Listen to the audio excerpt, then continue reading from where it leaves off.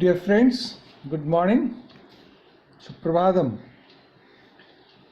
We are going through the book of Swamiji. It's a part of Jnanyoga. It is in Complete Works, Volume 2. So far we have seen Swamiji's talks on Maya and the realization. The last one he saw is God in everything.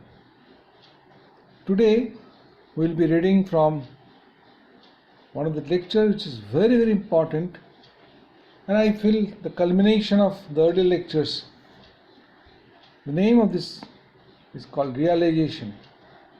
This was delivered in London on 29th of October 1896.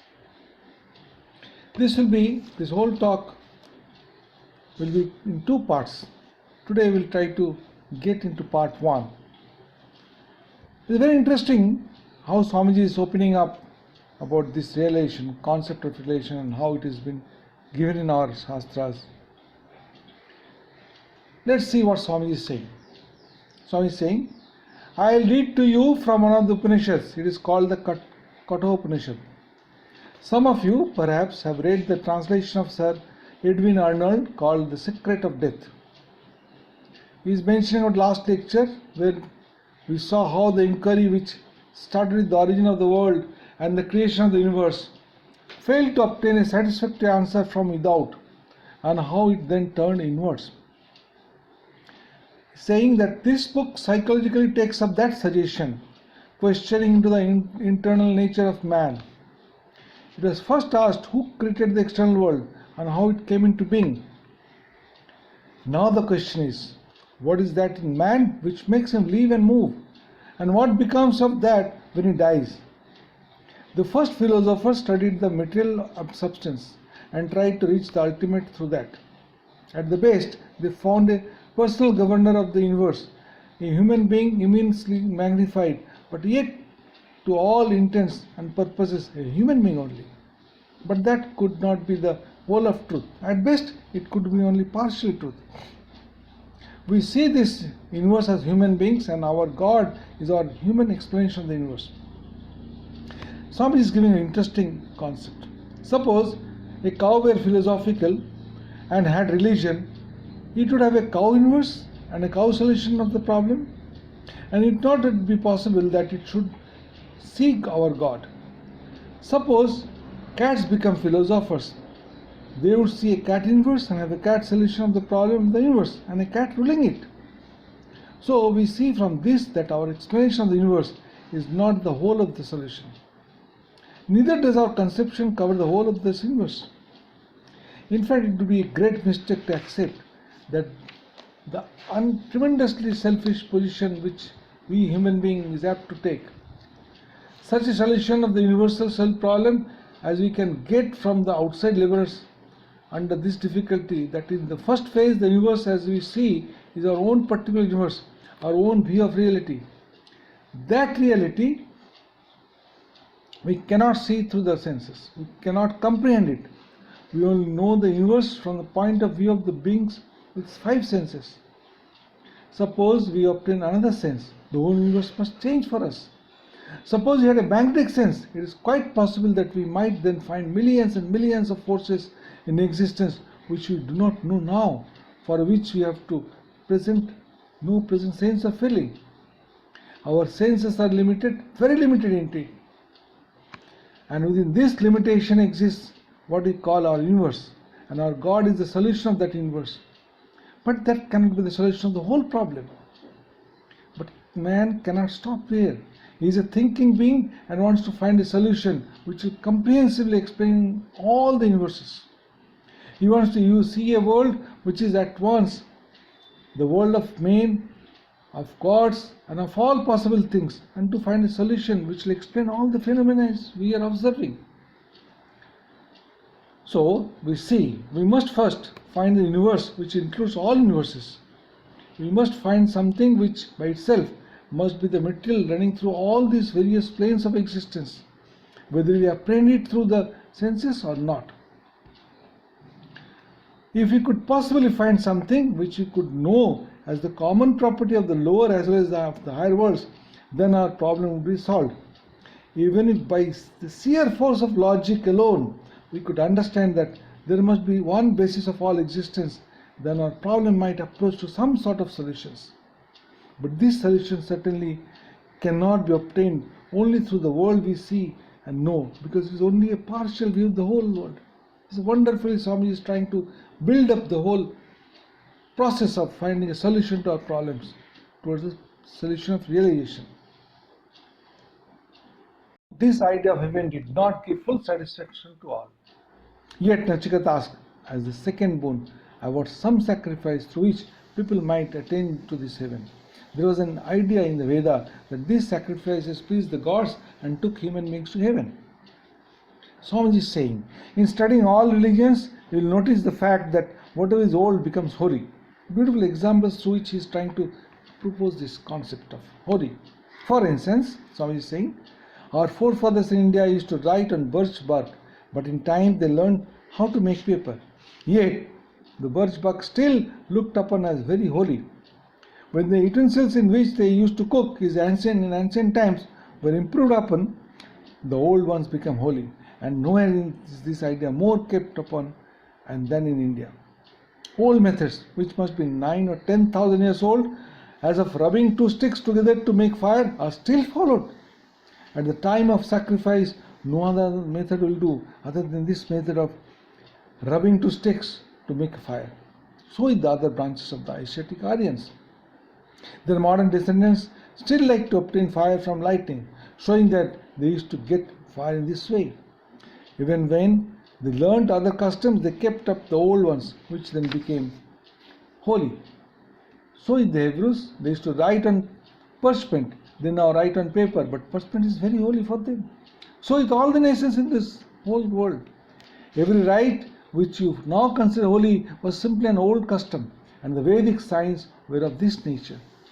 In course of time, as they found better methods of life, their ideas were much improved.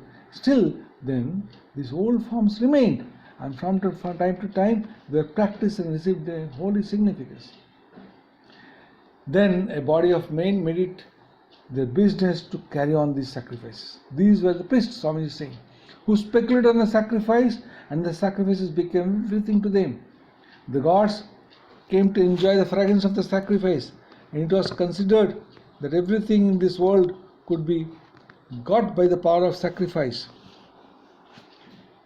If certain oblations are made, certain hymns chanted, certain peculiar forms of altars made, the gods would grant everything.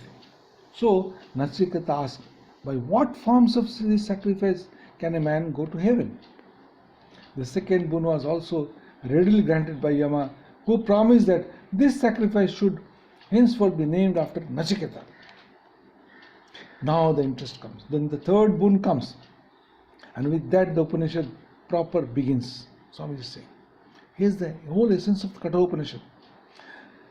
The boy said, there is this difficulty. When a man dies, some say he is, others that he is not. Instructed by you, I desire to understand this. But Yama was frightened. He had been really glad to grant the other two boons. Now he said, the gods in ancient times were puzzled on this point. This subtle law is not easy to understand. Choose some other boon, O Nachiketa. Do not press me on this point. Release me. The very poignant questions asked by a very young boy, Nachiketa. There is this difficulty. I repeat the question. When a man dies, some say he is, others that he is not. Instructed by you, I desire to understand this. But the boy was very determined to get the answer. So he said, what you have said is true, O death, that even the gods had doubts on this point, and it is not easy matter to understand. But I cannot obtain another exponent like you, and there is no other boon equal to this. Death said, ask for sons and grandsons. We will live 100 years, many castles, elephants, gods, gold and horses. Ask for the empire on this earth and live as many years as you like. Or choose any other boon which you think equal to these, wealth and long life. Or be thou a king, O Nachiketa, on the wide earth. I will make all this the engineers of all desires. Ask for all those desires which are difficult to obtain in this world. These heavenly maidens with chariots and music which are not to be obtained by normal man are yours. Let them serve you, O Nachiketa, but do not question me as to what comes after death. He is ready to give everything what Nachiketa is demanding. He is proposing. But Nachiketa is saying, no, I want. I quote again. These are merely things of a day or death. They wear away the energy of all the sense organs. Even the longest life is very short. These horses and chariots, dances and songs may remain with thee. Man cannot be satisfied with wealth. Can we retain wealth when we behold thee? We shall live only so long as thou desirest. Only the boon which I have asked is chosen by me. He is very intelligent, asking a very poignant question. And what a way Yama is going to answer this question. This idea of heaven did not give full satisfaction to all. Yet Nachiketa asked, as the second boon, about some sacrifice through which people might attain to this heaven. There was an idea in the Veda that these sacrifices pleased the gods and took human beings to heaven. Swami is saying, in studying all religions, you will notice the fact that whatever is old becomes holy. Beautiful examples through which he is trying to propose this concept of holy. For instance, Swami is saying, our forefathers in India used to write on birch bark, but in time they learned how to make paper. Yet, the birch bark still looked upon as very holy. When the utensils in which they used to cook in ancient times were improved upon, the old ones became holy. And nowhere is this idea more kept upon than in India. Old methods, which must be 9 or 10,000 years old, as of rubbing two sticks together to make fire, are still followed. At the time of sacrifice, no other method will do other than this method of rubbing two sticks to make a fire. So with the other branches of the Asiatic Aryans. Their modern descendants still like to obtain fire from lightning, showing that they used to get fire in this way. Even when they learnt other customs, they kept up the old ones, which then became holy. So in the Hebrews, they used to write on parchment. They now write on paper, but parchment is very holy for them. So with all the nations in this whole world, every rite which you now consider holy was simply an old custom, and the Vedic signs were of this nature. In course of time, as they found better methods of life, their ideas were much improved. Still, then, these old forms remained, and from time to time, they were practiced and received a holy significance. Then, a body of men made it their business to carry on these sacrifices. These were the priests, Swami is saying, who speculated on the sacrifice, and the sacrifices became everything to them. The gods came to enjoy the fragrance of the sacrifice, and it was considered that everything in this world could be got by the power of sacrifice. If certain oblations are made, certain hymns chanted, certain peculiar forms of altars made, the gods would grant everything. So Nachiketa asked, by what forms of this sacrifice can a man go to heaven? The second boon was also readily granted by Yama, who promised that this sacrifice should henceforth be named after Nachiketa. Now the interest comes. Then the third boon comes. And with that the Upanishad proper begins. Swami is saying. Here's the whole essence of the Katha Upanishad. The boy said, there is this difficulty. When a man dies, some say he is, others that he is not. Instructed by you, I desire to understand this. But Yama is frightened. He had been very glad to grant the other two boons. Now he said, the gods in ancient times were puzzled on this point. This subtle law is not easy to understand. Choose some other boon, O Nachiketa. Do not press me on this point. Release me. The very poignant questions asked by a very young boy, Nachiketa.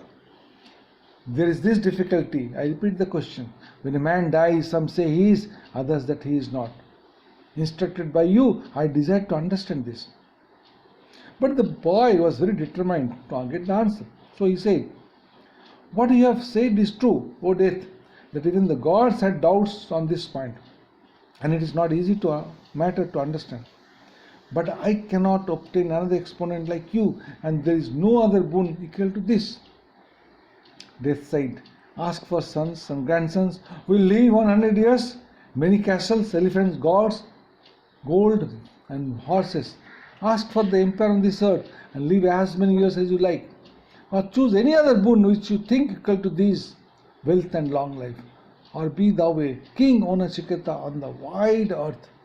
I'll make all this the engineers of all desires. Ask for all those desires which are difficult to obtain in this world. These heavenly maidens with chariots and music which are not to be obtained by normal man are yours. Let them serve you, O Nachiketa, but do not question me as to what comes after death. He is ready to give everything what Nachiketa is demanding. He is proposing. But Nachiketa is saying, no, I want. I quote again. These are merely things of a day or death. They wear away the energy of all the sense organs. Even the longest life is very short. These horses and chariots, dances and songs may remain with thee. Man cannot be satisfied with wealth. Can we retain wealth when we behold thee? We shall live only so long as thou desirest. Only the boon which I have asked is chosen by me. He is very intelligent, asking a very poignant question. And what a way Yama is going to answer this question. With this answer and said, perfection is one thing and enjoyment another. These two having difficult and different ends, engage them main differently. He who chooses perfection becomes pure. He who chooses enjoyment misses the true end. Both perfection and enjoyment present themselves to man. The wise man, having examined both, distinguishes one from the other. He chooses perfection as being superior to enjoyment, but the foolish man chooses enjoyment for the pleasure of his body. O Nachiketa, having thought upon the things which are only apparently desirable, thou hast widely abandoned them. Death, this Yama, then proceeded to teach Nachiketa. That is the essence of all this whole Katha. Swami is saying, we now get a very developed idea of renunciation, Vedic morality.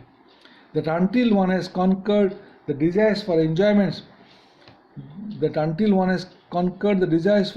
the truth will not shine in him. So long as these vain desires of our senses are clamoring and as they are dragging us outwards every moment, making us slaves to everything outside, to a little color, a little taste, a little touch, notwithstanding all our pretensions, how can the truth express itself in our hearts? We'll see that how the Yama is answering this. Swami is saying, Yama said, that which is beyond never rises before the mind of a thoughtfulness child deluded by the folly of riches. This world exists, the other does not. Thinking thus, they come again and again under my power. To understand this truth is very difficult. Many, even hearing it continually, do not understand it. For the speaker must be wonderful, so must be the hearer. The teacher must be wonderful, so must be the taught. Neither is the mind to be disturbed by vain arguments, for it is no more a question of argument, it is a question of fact. We have always heard that every religion insists on having faith. We have been taught to believe blindly. Well, this idea of blind faith is objectionable, no doubt, but analyzing it, we find that behind it is a very great truth. Swami is telling this. What it really means is that we read now, the mind is not to be ruffled by vain argument, because argument will not help us to know God. It is a question of fact and not of argument. All arguments and reasoning must be based upon certain perceptions. Without this, there cannot be any argument. Reasoning is what the method of comparison between certain facts which we have already perceived. If these perceived facts are not there already, then it cannot be in reasoning. If this is true of external phenomena, why should not be true for this internal also? The chemist takes certain chemicals and certain results are produced. Someone is giving through very scientific examples and saying, this is a fact. You see it, sense it, and make that the basis on which to build all your chemical arguments. So is the physicist, so is all other sciences. All knowledge must stand on perception of certain facts, and upon that we have to build our reasoning. But curiously enough, the vast majority of mankind think, especially at the present time, Swami is saying that no such perception is possible in religion, that religion can only be apprehended by vain arguments. Therefore, we are told not to disturb the mind by vain arguments. Religion is a question of fact, not of talk. We have to analyze our own souls and to find what is there. We have to understand it and know to realize what is understood. That is religion. No amount of talk will make religion. So the question whether there is a God or not can never be proved by any argument. For the arguments are as much on one side as on the other. But if there is God, He is in our own hearts. Have you ever seen Him? The question as to whether this world exists or not has not yet been decided, and the debate between the idealist and the realist is endless. Yet we know that the world exists, that it goes on. We only change the meaning of words. So with all the questions of life, we must come to facts. There are certain religious facts which, as in external science, have to be perceived, and upon them religion will be built. Of course, the extreme claim that you must believe every dogma of a religion is degrading to the human mind. The man who asks you to believe everything degrades himself, and if you believe, degrades you too. The sages of the world have only the right to tell us that they have analyzed their mind and have found these facts. And if we do the same, we shall also believe, and not before. That is all that there is in religion. But you must always remember this, that as a matter of fact, 99.99% of those who attack religion have never analyzed their minds, and have never struggled to get into the facts. So their arguments do not have any weight against religion, any more than the words of a blind man who cries out. Very truly, Swami is saying, you are all fools who believe in the sun, would affect us. It's the way Swami is explaining the basis of religion. Swami is saying, this is one great idea to learn and to hold on to us, this idea of realization. This turmoil and fight and differences in religion will cease only when we understand that religion is not in books and temples. It is an actual perception. Only the man who has actually perceived God and soul has religion. There is no real difference between the highest ecclesiastical giant who can talk by the volume and the lowest, the most ignorant materialist. We are all atheists. Let us confess it. Mere intellectual access does not make us religious. Take a Christian or a Mohammedan or a follower of any other religion in the world. Any man who truly realizes the truth of the Sermon on the Mount would be perfect and become a god immediately. Yet it is said that there are many millions of Christians in the world. What is meant is that mankind may at some time try to realize that sermon. Not 1 in 20 millions is a real Christian, Swami is saying. So, in India, there are said to be 300 millions of Vedantins. But if there were 1 in 1,000 would actually realize religion, this world would soon be greatly changed. We are all atheists, and yet we try to fight the man who admits it. We are all in the dark. Religion is to us a mere intellectual assent, a mere talk, a mere nothing. We often consider a man religious who can talk well, but this is not religion. Swamiji is saying, I quote, wonderful methods of joining words, rhetorical powers and explaining text of the books in various ways. These are only for the enjoyment of the learned and not religion, unquote. Religion comes when an actual relation in our own souls begins. That will be the dawn of religion. And then alone we shall be moral. Now we are not much more moral than the animals. We are only held down by the whips of society. He's giving a wonderful example. If society said today, I quote Swamiji, I will not punish you if you steal, unquote, we should make just a rush for each other's property. It is a policeman that makes us moral. It is social opinion that makes us moral. And really we are little better than animals. We understand how much this is so in the secret of our own hearts. So let us not be hypocrites. Let us confess that we are not religious people and have no right to look down on others. We are all brothers, and we shall be truly moral when we have realized religion. If you have seen a certain country and a man forces you to say that you have not seen it, still in your heart of hearts you know you have. So when you see religion in God in a more intense sense than you see this external world, nothing will be able to shake your belief. Then you have real faith. That is what is meant by the words in your gospel. And Swami is giving example. He who has faith even as a grain of mustard seed, then you know the truth because you have become the truth. This is the watchword of the Vedanta, realized religion. No talking will do, but it is done with great difficulty. He has hidden himself inside the atom, this ancient one who resides in the inmost recess of every human heart. The sages realized him through the power of introspection and got beyond both joy and misery, beyond both what we call virtue and vice, beyond good and bad deeds, beyond being and non-being. He who has seen him has seen the reality. But what then about heaven? It was the idea of happiness minus unhappiness. That is to say, what we want is the joy of this life minus its sorrows. That is a very good idea, no doubt. It comes naturally, but it is a mistake throughout, because there is no such thing as absolute good, nor any such thing as absolute evil. So we have seen the watchword of the Vedanta, realized religion, no talking will do.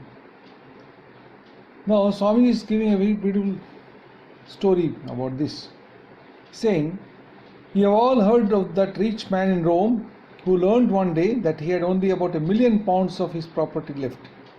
And he said, what shall I do tomorrow? And forthwith committed suicide. £1 million was poverty to him. What is joy and what is sorrow? It is a vanquishing quantity, continually vanquishing. When I was a child, I thought if I could be a cabman, it would be the very acme of happiness for me to drive about. This from Swamiji's own life. He is saying, I do not think so now. To what joy will you cling? This is the one point we must all try to understand. It is one of the last superstitions to leave us. Everyone's idea of pleasure is different. Swamiji is saying, I have seen a man who is not happy unless he swallows a lump of opium every day. He may dream of a heaven where the land is made of opium. That would be a very bad heaven for me. And again in Arabian poetry we read of heaven with beautiful gardens through which rivers run. I lived much of my life in a country where there is too much water. Many villages are flooded and thousands of lives are sacrificed every year. So my heaven would not have gardens through which rivers flow. I would have a land where very little rain falls. So our pleasures are always changing. If a young man dreams of heaven, he dreams of a heaven where he will have a beautiful wife. When that same man becomes old, he does not want a wife. It is our necessities which make our heaven, and the heavens change with the change of our necessities. It's a wonderful statement by Swamiji, and we have to remember this throughout our life to realize our goal. If we had a heaven like that desired by those to whom sense enjoyment is the very end of existence, then we would not progress. That would be the most terrible cause we could pronounce on the soul. Is this all we can do, come to do? A little weeping and dancing, and then to die like a dog. What a curse to pronounce on the head of humanity when you long for these things. That is what you do when you cry after the joys of this world, and for you do not know what true joy is. What philosophy insists on is not to give up the joys, but to know what joy really is. That is the clue, that is the key towards realization. The Norwegian heaven is a tremendous fighting place where they all sit before Odin. They have a wild boar hunt and then they go to war and slash each other to pieces. But in some way or the other, after a few hours of such fighting, the wounds are all healed up, and they go into a hall where the boar who has been roasted and have a carousel. And then the wild boar takes form again and ready to be hunted for the next day. That is much the same thing as our heaven, not a whit horse. Only our ideas may be a little more refined. We want to hunt wild boars and get to a place where all enjoyments will continue, just as the Narayan imaginations. The wild boar is hunted and eaten every day and recovers the next day. Now, philosophy insists that there is a joy which is absolute, which never changes. That joy cannot be the joy and pleasure we live in this life, and yet Vedanta shows that everything that is joyful in this life is but a particle of that real joy, because that is the only joy there is. Every moment really we are enjoying the absolute bliss, though covered up, misunderstood and caricatured. Whenever there is any blessing, blissfulness or joy, even the joy of the thief in stealing, is that absolute bliss coming out. Only it has become obscured, muddled up, as it were, with all sorts of extraneous conditions and misunderstood. But to understand that, you have to go through the negation, and then the positive side will gain. We have to give up ignorance and all that is false, and then truth will begin to reveal itself. When we have grasped the truth, things which we gave up at first will take new shape and form, will appear to us in a new light and become defied. They will become sublimated, and then we shall understand them in their true light.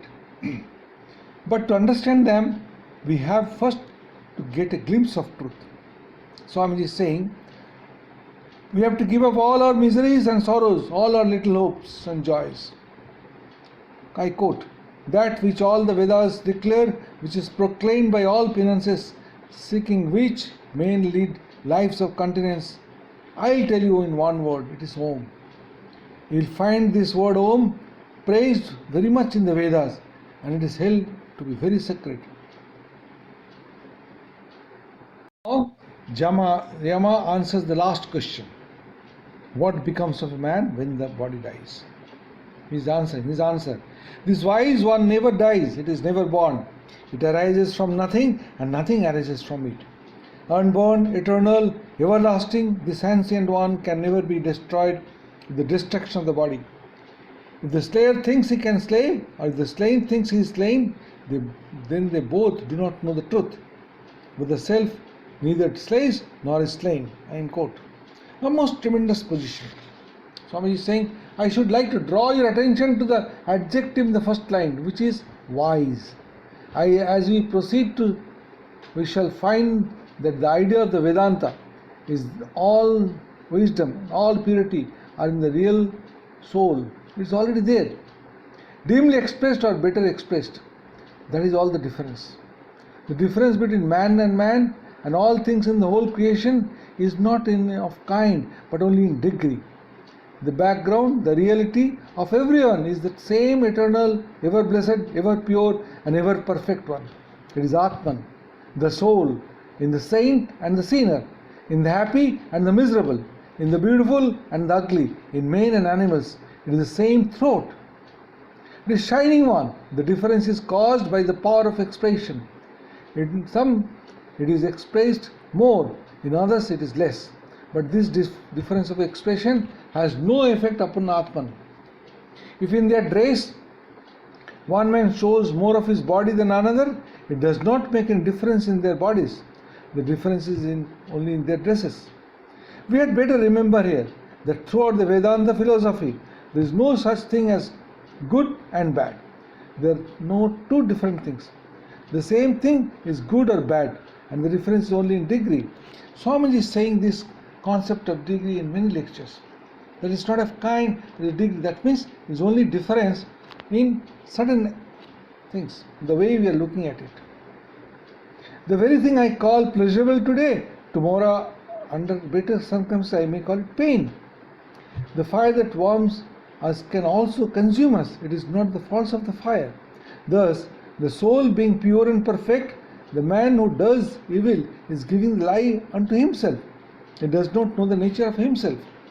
Even in the murderer, the pure soul is there. It dies not. It was his mistake. He could not manifest it.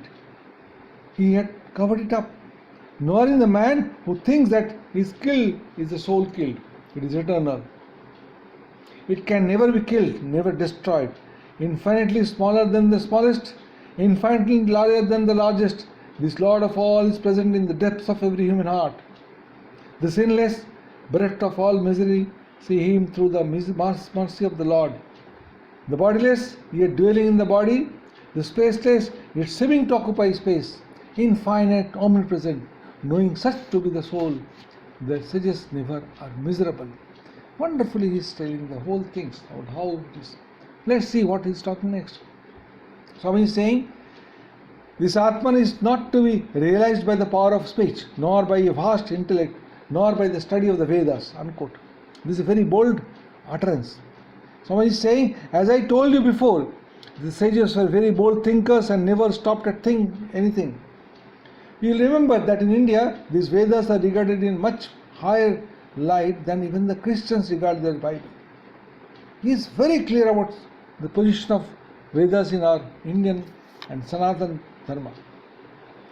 He is saying, your idea of revelation is that a man was inspired by God. But in India, the idea is that things exist there in the Vedas. In and through the Vedas, the whole creation has come. All that is called knowledge is in the Vedas. Every word is sacred and eternal, eternal as the soul, without beginning and without end. The whole of the Creator's mind is in this book, as it were. There is a light in which the Vedas are held. Why is this thing so moral? Because the Vedas say so. Why is that thing immoral? Because the Vedas say so. In spite of that, look at the boldness of these sages who proclaim that truth is not to be found by much study of the Vedas.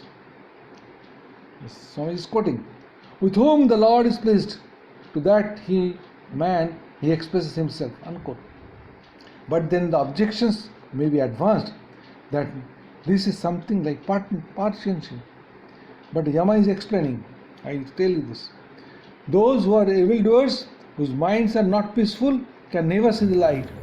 It is to those who are true in heart, pure in deed, whose senses are controlled, that this self manifests itself. Here's a beautiful figure. Picture the self to be the rider and this body the chariots, the intellect to be the charioteer, mind the reins and the senses the horses. He whose horses are well broken and whose reins are strong and kept well in the hands of the charioteers, that is intellect, reaches the goal, which is the state of him, the omnipresent.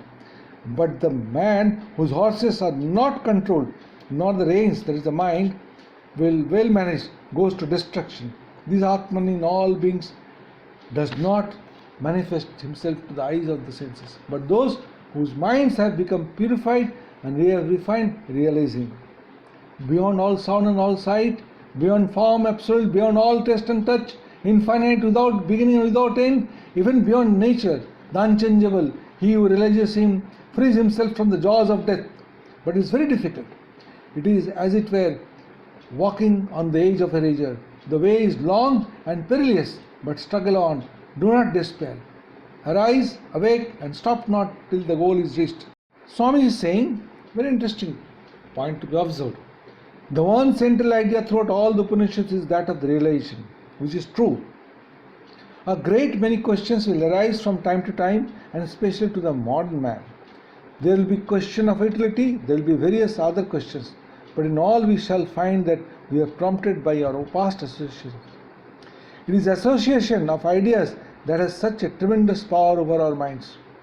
To those who from childhood have always heard of a personal God and the personality of the mind, these ideas will of course appear very stern and harsh, but if they listen to them and think over them, they will become part of their lives and will no longer frighten them. The great question that generally arises is the utility of philosophy. To that there can be only one answer. That is, if on the utilitarian ground it is good for men to seek pleasure, why should not those who pleasure is in religious speculation seek for that? Because sense enjoyments please many, they seek for them, but there may be others whom they do not please, who want higher enjoyment. The dog's pleasure is only in eating and drinking. Swami is wonderfully explaining this concept. The dog cannot understand the pleasure of the scientist who gives up everything and perhaps dwell in the top of a mountain to observe the position of certain stars. The dogs may smile at him and think he is a madman. Perhaps this poor scientist never had money enough to marry even and lives very simply. Maybe the dog laughs at him, but the scientist says, quote, "My dear dog, your pleasure is only in the senses which you enjoy. You know nothing beyond. But for me, this is the most enjoyable life, and if you have the right to seek your pleasure in your own way, so have I in this mind." Unquote. The mistake is that we want to tie the whole world down to our own plane of thought and to make our mind the measure of the whole universe. To you, the old sense things are perhaps the greatest pleasure, but it is not necessary that my pleasure should be the same, and when you insist upon that, I differ from you. That is the difference between the worldly utilitarian and the religious man. The first man says, I quote, "See how happy I am. I got money, but do not bother my head about religion. It is too much unsearchable, and I am too happy without it." Unquote. So far, so good. Good for all utilitarians. But this world is terrible. If a man gets happiness in any way, excepting by injuring his fellow beings, Godspeed him. But when this man comes to me and says, I quote, "You too much must do these things. You will be a fool if you do not," I say, "You are wrong, because the very things which are pleasurable to you have not the slightest attraction for me. If I had to go after a few handfuls of gold, my life would not be worth living. I should die." Unquote. That is the answer the religion man would make. The fact is that religion is possible only for those who have finished with these lower livings, lower thinkings, lower things. We must have our own experiences, must have our full run. It is only when we have finished that run that the other world opens up. The enjoyments of these senses sometimes assume another phase which is dangerous and tempting.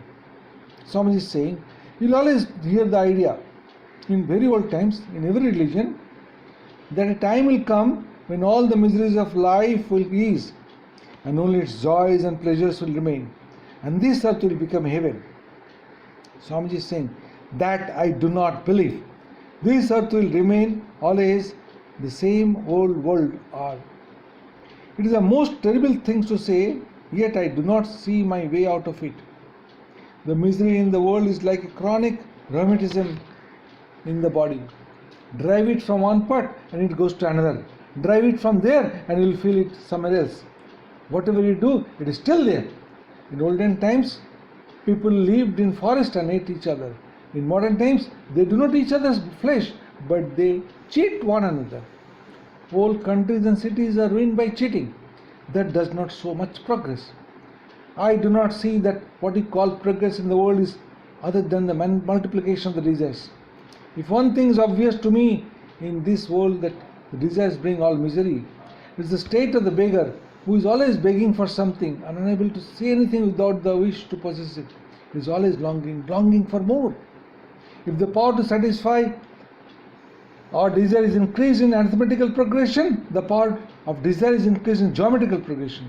The sum total of happiness and misery in this world is at least same throughout. If a wave rises in the ocean, it makes a hollow somewhere. If happiness comes to one man, unhappiness comes to another man, or perhaps to some other animal. Men are increasing in numbers and some animals are decreasing. We are killing them off and taking their land. We are taking all means of sustenance from them. How can we say then that happiness is increasing? The strong race eats up the weaker. But do you think that the strong race will be very happy? No. They will begin to kill each other then. I do not see on practical grounds how this world can become a heaven. Facts are against it. On theoretical grounds also, I see it cannot be. On the concept of the lecture of realization, Swami is giving a very clear-cut answer. His answer is, perfection is always infinite. We are this infinite already, and we are trying to manifest that infinity. That means it's already there. We are only unaware of this. You and I and all beings are trying to manifest it. So far it is all right. But from this fact, some German philosophers have started a peculiar theory that this manifestation will become higher and higher until we attain perfect manifestation, until we become perfect things. What is meant by perfect manifestation? Perfection means infinity, and manifestation means limit. And so it means that we shall become unlimited limiters, which is self-contradictory. Such a theory may please children, but it is poisoning their minds with lies and is very bad for religion. But we know that this world is a degradation, that man is a degradation of God, and that Adam failed. There is no religion today that does not teach that man is degradation. We have been degraded down to the animal and are now going up to emerge out of this bondage. But we shall never be able to entail to manifest the infinite here. We shall struggle hard. But there will come a time when we shall find that it is impossible to perfect here, while we are bound by the senses. So senses have to be broken down. Then only we can realize ourselves. And then the march back to our original state of infinity will be sounded. This is renunciation. We shall have to get out of the difficulty by reversing the process by which we got in. And then the morality and charity will begin. What is the watchword of all these ethical codes? Question is raised by Swamiji. Answer is given beautiful. I quote, "Nor I, but thou." And this I is the outcome of the infinite behind, trying to manifest itself on this outside world. This little I is the result, and it will have to go back and join the infinite, its own nature. Every time you say, "Not I, my brother, but you, thou," you are trying to go back. And every time you say, "I," and not thou, you take the false step of trying to manifest the infinite through the sense world. That brings struggles and evils into the world. But after a time, renunciation must come, eternal renunciation. The little I is dead and gone. Why care so much for this little life? All these vain desires of living and enjoying this life here or in some other place bring death. If we are developed from animals, the animals may be degraded men. How do you know it is not so? Swamiji answered this question. He is saying, if you have seen that the proof of evolution is simply this, you find a series of bodies from the lowest to the highest, rising in a gradually ascending scale. But from that low, can you insist that it is always from the lower upwards and never from the higher downwards? The argument applies both ways. And if anything is true, Swamiji is saying, I believe it is that the desires, the series is repeating itself in going up and down. How can you have evolution without involution?